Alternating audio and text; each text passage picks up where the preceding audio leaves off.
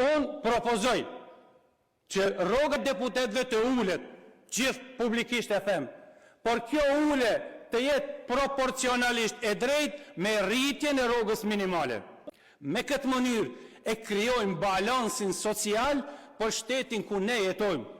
Bile, propozoj të gjitha institucionet shtetërore, të gjitha, 700 sa janë, rroga maksimale mos tjetë më shumë se 60.000 denar. Dhe nëse arrijet 13.000 denar që ne deputetve, që a japim rrogës minimaleve të qytetarëve me nevoj, e arrim dikun 35-6.000 denar, ti ken ato, edhe rroga maksimale letjet, a do një qeveri të kemi një shtet social. Kështu do kemi një shtet social ideal.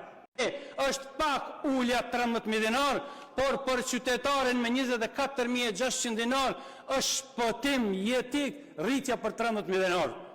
Kështu dëshmon qeveria që ka kapacitet mos krijoje centralizim pushtetit, mos t'i ule kompetencat institucioneve kryesore, por tregoje dhe dëshmoje se ne mundemi t'u dalim në ndihmë në krah atyre që janë nevojtarët më të mëdhenj, ato janë qytetarët me këtë rrogë minimale.